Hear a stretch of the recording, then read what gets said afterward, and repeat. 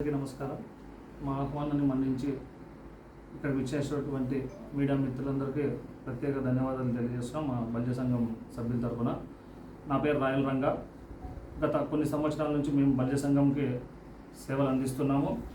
మరి ఈరోజు ఈ సమావేశం పెట్టడానికి ముఖ్య కారణం ఏమంటే, కులస్తుల్లో కొంతమందిని మాత్రం ఇప్పుడు బల్జ సంఘం ప్రెసిడెంట్గా ఆయనంతగా ఆయన అనౌన్స్ చేసుకొని ఏదైతే పులరమణ గారు చలామణి అవుతున్నారో, మేము లీగల్గా ఆయన ప్రెసిడెంట్ కాదని నిరూపించేకే మేము ఈరోజు మీడియా ముఖంగా వచ్చాము.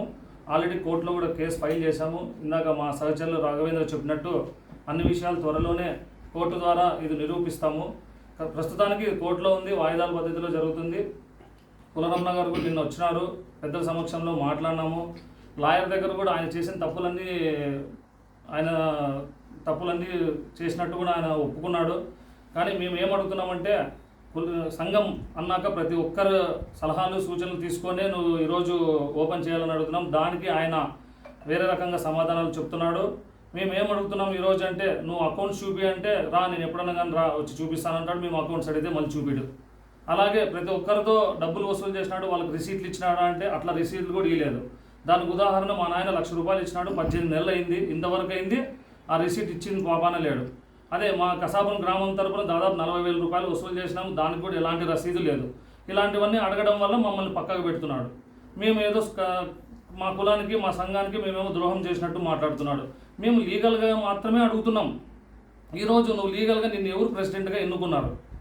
యాజ్ పర్ బైలాలో చూస్తే కోటు గోపాల్ గారు ప్రెసిడెంట్గా ఉన్నారు. మళ్ళీ ఆయన చనిపోయిన తర్వాత ఆయన డెత్ సర్టిఫికేట్ ప్రొడ్యూస్ చేసి మీరు బైలా అప్డేషన్ చేయలేదు, మినిట్స్ బుక్ మీరు ప్రొడ్యూస్ చేయలేదు.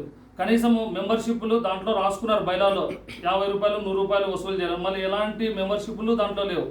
మేము ఇవన్నీ అడగడం వల్ల మేము ఆయనకు చెడ్డ. ఈరోజు నువ్వు బల్జ సంఘం వెల్ఫేర్ సొసైటీ అంటావు, కళ్యాణ మండపం సొసైటీ అంటావు, మళ్ళీ ఈరోజు ఫ్లెక్సీలు చూస్తే బల్జ సంఘం ప్రెసిడెంట్ అని చెప్పేసి నువ్వు ఫ్లెక్సీలు వేసుకున్నావు. ఇందుకు ఎన్ని సంఘాలు ఉన్నాయి, ఎన్ని సంఘాలకు నువ్వు ప్రెసిడెంట్? నిన్ను ఎవరు ఎన్నుకున్నారు?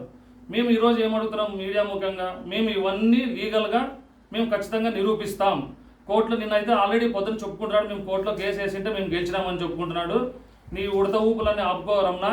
ఖచ్చితంగా దీన్ని ఈ మీ న్యాయస్థానంలో ఖచ్చితంగా నిన్ను దోషిగా నిరూపిస్తాం. నిన్న నువ్వు ఇద్దరు ముందర ముగ్గురు ముందు ఒప్పుకున్నావు. ఖచ్చితంగా కోర్టులో నువ్వు చేసిన తప్పులు మేము నిరూపిస్తాము. ఖచ్చితంగా నువ్వు శిక్షార్హుడు అవుతావు. ఇది మంచి పద్ధతి కాదు. ఇప్పటికైనా అందరినీ కలుపుకొని, సంఘం అంటే నువ్వు ఒక్కడే కాదు రమణ, ఇది నీ ఇంటి వ్యవహారం కాదు. నువ్వు ఏదో ఆల్రెడీ ఆగస్టులో నువ్వు గుడి ఓపెనింగ్ చేసినావు, వినాయకుని గుడిది. మళ్ళీ ఈరోజు అదే పేర్లు వేసి అదే మీ తల్లిదండ్రుల ఫోటోలు వేసేసినావు. మేము ఏమడుగుతున్నాము? కనీసం ఇంతకుముందు పనిచేసిన బల్జ సంఘం సభ్యులను కానీ, లేదంటే స్థలదాతలు కానీ స్థల సేకరణ కోసం గుర్తించి వాళ్ళకి శిలాఫలకాలు లేదంటే ఏదైనా పేర్లు ఏమంటే 100 మంది పేర్లు అడుగుతారు, 100 మంది వేయాలా అని అడుగుతావు. అదే నువ్వు సమాధానం చెప్పేదే. కులాన్ని మేము కులం కోసం పనిచేస్తున్నామంటే నువ్వు కులాన్ని దూషిస్తున్నావు. అందరి మధ్యలో కులాన్ని చాలా వల్గర్ మాటలు మాట్లాడినావు. అయినా కానీ మేము ఇవన్నీ ఎందుకు సహించుకుంటున్నాము? కులం మర్యాద బయట పోతుందనే ఉద్దేశంతో మేము చేసినాము. కానీ నువ్వు ఏమిటికి తగ్గడం లేదు, మేము కూడా తగ్గము. ఖచ్చితంగా నిన్నే కోర్టులో మేము నిరూపిస్తాము. అంతవరకు నువ్వు ఎన్ని ఆటలు ఆడతావు ఆడు రమణ. ఖచ్చితంగా మళ్ళీ భవిష్యత్తులో మేము మళ్ళీ మెంబర్షిప్లు చేస్తాము. అందరినీ మా కులస్తులందరూ కలుపుకొని, దయచేసి కుల సంఘం పెద్దలారా, కుల బంధువులారా, దయచేసి అర్థం చేసుకోండి. ఇది ఏదో మా స్వార్థం కోసం మేము చేయటం లేదు, మనందరి కోసం చేస్తున్నాము. ఆయన అందరినీ కలుపుకొని పోవటం లేదు. కావాలంటే మీరు విచారించండి. ప్రతి ఒక్కరూ దీనిలో అందరూ భాగస్వాములు కావాలనే ఉద్దేశంతో మనం అడుగుతా అంటే ఆయన వచ్చి ఆయనకు అనుకూలమైన 10 మందిని 20 మందిని ఎంటేసుకొని పోతున్నాడు. కాబట్టి మంచి పద్ధతి కాదు. భవిష్యత్తులో అందరూ మళ్ళీ ఒకసారి సమావేశం ఏర్పాటు చేసి జనరల్ బాడీ మీటింగ్ పెట్టి కొత్త అధ్యక్షుడిని ఎన్నుకొని తర్వాత మనము ఓపెనింగ్ గ్రాండ్గా చేసుకుందాము. రేపు జరిగే కార్యక్రమం ఏదైతే ఉందో అది కేవలం శ్రీనివాస కళ్యాణం మాత్రమే. నిన్న కూడా మేము కోర్టులో ఎందుకు ఒప్పుకోవాల్సి వస్తుందంటే, దైవ కార్యక్రమం చేస్తున్నారు కాబట్టి ఇది మేము ఒప్పుకున్నాం, లేదంటే నిన్ననే ఒప్పుకునే వాళ్ళం కాదు. ఇది వేరే రకంగా ప్రాపగండా చేయొద్దండి దయచేసి. ఇదైతే స్టే ఉంది ఖచ్చితంగా కోర్టులో. 4వ తారీఖు హియరింగ్ ఉంది.